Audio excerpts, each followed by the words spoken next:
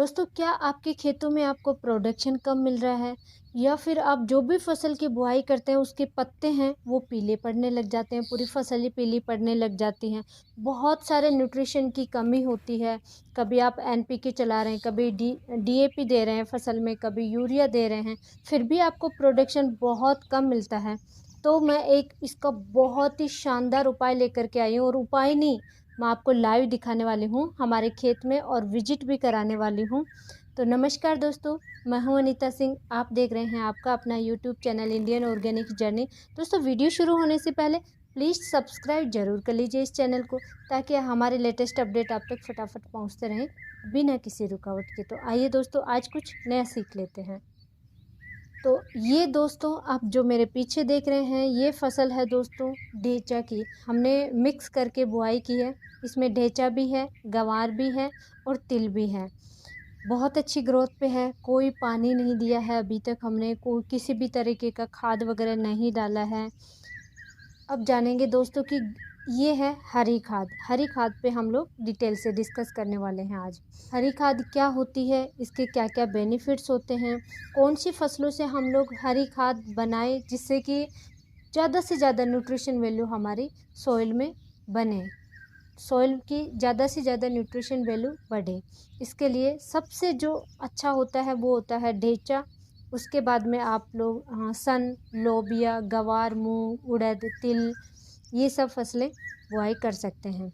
इसका एक बहुत बड़ा रीज़न है, वीडियो के एंड में डिस्कस करूँगी इन फसलों की बुआई का। जहाँ पे बारिश बहुत ही कम होती है, बिल्कुल नाम मात्र की वर्षा होती है और रेतीली भूमि है, रेतीली आपकी ज़मीन है, तो फिर आप उसमें गंवार बोइए। जहाँ बहुत ज़्यादा पानी का भराव रहता है खेतों में या बहुत ज़्यादा बारिश होती है, वहाँ पे आप लोग सन की बुआई कीजिए।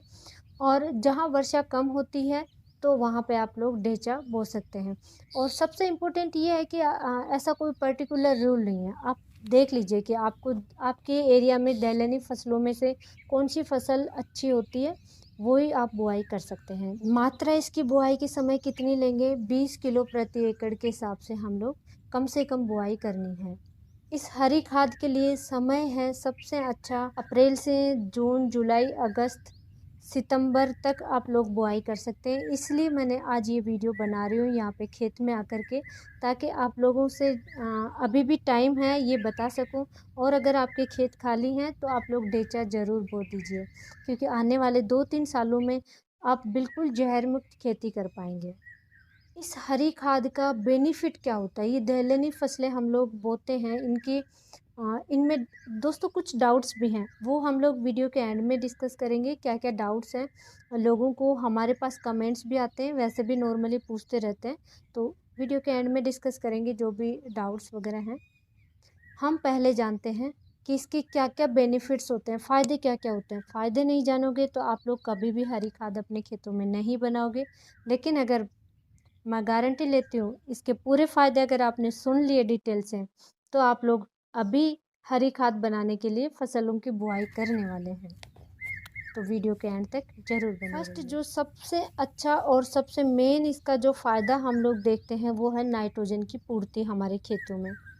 नाइट्रोजन की पूर्ति कैसे होती है, ये जो दलहनी फसलें होती हैं इनकी जड़ों में, रूट में दोस्तों एक राइजोबियम नाम का बैक्टीरिया होता है जो जड़ ग्रंथि का निर्माण करता है। जड़ ग्रंथि आप लोग कैसे देखेंगे, आप इनको उखाड़ के देखेंगे ढेंचा को, तो बारीक बारीक, अभी हमारा तो ये फसल बिल्कुल छोटी है तो शायद आपको वीडियो में ना दिख रहा हो, दिख रहा है तो देखिए, बिल्कुल छोटी छोटी जड़ें होती हैं।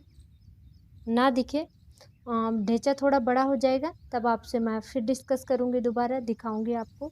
तो छोटी छोटी गांठें बनती हैं, उसको जड़ ग्रंथि बोलते हैं।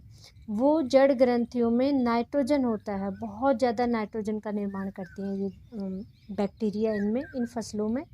तो इस तरीके से ये नाइट्रोजन की पूर्ति होती है। दलहनी फसलें होती हैं, ये नाइट्रोजन जो हमारे वातावरण में फ्री होता है उसको उस रूप में कन्वर्ट करते हैं जिस रूप में प्लांट ग्रहण कर सके, यानी नाइट्रोजन का ये फिक्सेशन करते हैं, स्थिरीकरण करते हैं नाइट्रोजन का हमारे मिट्टी में। तो उससे क्या होता है, नाइट्रोजन की मात्रा बढ़ जाएगी हमारे मिट्टी में, और उसके बाद में हम लोग जो भी फसलें बोएंगे तो नाइट्रोजन का बेनिफिट ये होता है कि बहुत ज़्यादा कल्ले फूटते हैं, बहुत ज़्यादा ग्रोथ होती है, ये इस नाइट्रोजन के फ़ायदे हैं और नाइट्रोजन का निर्माण होता है इन फसलों से, इस हरी खाद से। इसलिए हम लोग स्पेशली नाइट्रोजन के लिए बुआई करते हैं। नाइट्रोजन की पूर्ति के लिए हम लोग क्या करते हैं, सबसे ज़्यादा यूरिया, डीएपी या एनपीके यूज करते हैं। यूरिया में 46% होता है, आपके नॉलेज के लिए बता दो नाइट्रोजन। डीएपी में होता है 18%। एनपीके अलग अलग आते हैं जो आप यूज करते हैं। इसलिए हम लोग ज़्यादातर डीएपी, यूरिया बार बार छिड़काव करते हैं। तो दोस्तों वो ना करें यूज, और वो खर्चा बचेगा। सिर्फ ये हरी खाद बनाइए आप, 2-3 साल तक आपको यूज करने की ज़रूरत नहीं पड़ेगी डीएपी, यूरिया वगैरह की। नेक्स्ट इनके जो बेनिफिट होता है, हरी खाद का बेनिफिट होता है वो होता है किसी भी प्लांट को 17 पोषक तत्वों की आवश्यकता होती है ग्रोथ के लिए। तो इस हरी खाद से 17 पोषक तत्वों की पूर्ति होती है, इसलिए हम लोग हरी खाद इसका जो फ़ायदा है दोस्तों, वो कि इनकी जड़ें बहुत ज़्यादा फैली हुई होती हैं, गहरी होती हैं, और तो ये क्या करते हैं, मिट्टी को भुरभुरा बनाती हैं, जिससे कि वायु का संचार अच्छा होता है मिट्टी में। इसलिए ये भी इसका एक बहुत अच्छा बेनिफिट है। तो सबसे मेन बात यही हो गई, घुमा फिरा के टोटल अगर देखें कि हमारे सॉइल की उर्वरा शक्ति बढ़ जाएगी, पोषक तत्वों की पूर्ति होगी। और एक बार दोस्तों आप लोग इसकी बुआई करके देखिए, हरी खाद बना करके देखिए, आपको आने वाले कम से कम 2 साल तक किसी भी तरीके के खाद वगैरह की ज़रूरत ही नहीं पड़ेगी डालने की। लेकिन इसकी कुछ कंडीशंस हैं, वो आप लोग ज़रूर सुन लीजिए। कंडीशन ये है दोस्तों कि ये पत्ते, स्टेम, इसका तना और जड़ें तीनों हमें सॉइल में पलटना है, मिट्टी में मिलाना है, चाहे रोटावेटर से आप लोग मिला दें। अगर कम दूरी में है तो फिर अगर आपके पास ये पावर टिलर वगैरह हैं तो आप लोग उनसे भी सॉइल में मिला सकते हैं, और भी किसी से मिला सकते हैं। पलट दें मिट्टी में, उससे क्या है, ये कंपोस्ट हो जाएगा और हरी खाद अच्छे से बन पाएगी। लेकिन इसका कटाई का समय बहुत इम्पोर्टेंट होता है। कटाई आप लोग कम से कम 30 दिन तो इस फसल को रखिए अगर आपके पास कम समय है। अदरवाइज 40 से 45 दिन, 50 दिन मैक्सिमम रखिए, उससे ज़्यादा नहीं रखिए। क्योंकि उसके बाद में क्या होता है, इस स्टेम पे जो तने पे जो ऊपर छिलका है वो थोड़ा हार्डनेस आ जाती है और कंपोस्ट होने में टाइम लगता है। अगर कंपोस्ट नहीं हुआ और पहले आपने दूसरी फसल ले ली तो दीमक की समस्या आ सकती है। इसलिए आप लोग क्या करें, जब भी सबसे इजी तरीका ये जान ले कि फल फूल आने लग जाए हल्की हल्की सी इनमें, और फलियां लगने लग जाएं, तो आप लोग इसको पलट दें खेत में। बहुत अच्छा समय होता है। अच्छा, जो सबसे ज़्यादा क्वेश्चन पूछा जाता है इसके बारे में वो है कि क्यों ना हम लोग इन चीज़ों की फसल ले लें पूरी, मतलब 6 मंथ की। जैसे ढेंचा की 6 महीने की फसल होती है, तो क्या हम लोग कंप्लीट फसल ले लें, फलियां वगैरह अनाज वगैरह हम लोग निकाल लेंगे और बाकी का पार्ट हम लोग खेत में मिला देंगे। तो दोस्तों बता दूं, वो हरी खाद नहीं होगी, उसमें पोषक तत्वों की इतनी मात्रा नहीं हो पाएगी जितनी हमें हमारी सॉइल में चाहिए। तो हरी खाद बनाने के लिए सबसे अच्छा यही होता है कि इसके पत्तियां, तना और जड़ें तीनों ही चाहिए होती हैं।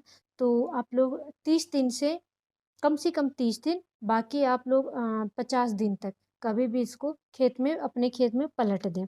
पलटने के 10-12 दिन बाद में ये 10-12 दिन में कंपोस्ट हो जाता है। उसके बाद में आप लोग नेक्स्ट फसल ले सकते हैं। तो कितना कितना सा समय निकालना पड़ा दोस्तों, सिर्फ 1 महीना कम से कम। और अगर ज़्यादा निकालना है आपको, ज़्यादा थोड़ा सा रखना है, समय है, तो 40-45 दिन, 50 दिन तक आप लोग रख लीजिए। लेकिन आने वाले 2-3 सालों में आपको कितनी फसलों में, नेक्स्ट फसलों में बेनिफिट मिलने वाला है, इस चीज़ पे आप लोग ज़रूर फोकस करें। अगर कोई किसान दोस्त ये सोच रहा है कि मुझे ऑर्गेनिक की तरफ कन्वर्ट होना है, यानी अभी बहुत ज़्यादा रसायन यूज कर रहे हैं, लेकिन धीरे धीरे अभी ऑर्गेनिक का टाइम आ रहा है कि ऑर्गेनिक पे हमें धीरे धीरे कन्वर्ट होना है, तो ये बहुत अच्छा बेस है। ऑर्गे केमिकल से, पेस्टिसाइड से ऑर्गेनिक की तरफ कन्वर्ट होने का बहुत अच्छा तरीका है अपने सॉइल की हेल्थ सुधारने के लिए। क्योंकि कन्वर्ट एक दिन में नहीं हुआ जाता कि आज मैंने कसम खा ली कि भाई आज के बाद में मुझे पेस्टिसाइड यूज नहीं करना। ऐसा नहीं हो सकता दोस्तों, पॉसिबल ही नहीं है।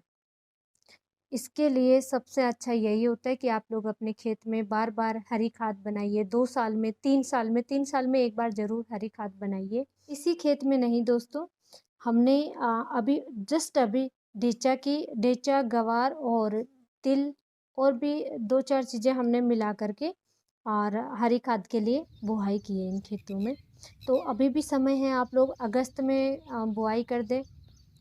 अगस्त बहुत अच्छा समय है क्योंकि बारिश होती है और बारिश में तो बहुत जल्दी ग्रोथ होती है प्लांट्स की, तो इस टाइम भी आप लोग बुआई कर सकते हैं। बहुत अच्छा समय है हरी खाद के लिए। वीडियो अच्छा लगा है तो लाइक ज़रूर कीजिए, चैनल को सब्सक्राइब कर लीजिए क्योंकि मैं इसी तरह की वीडियो लाती रहती हूँ। अगर वीडियो लाइक नहीं लगा तो डिसलाइक भी कर सकते हैं, ऐसी कोई बात नहीं है। धन्यवाद।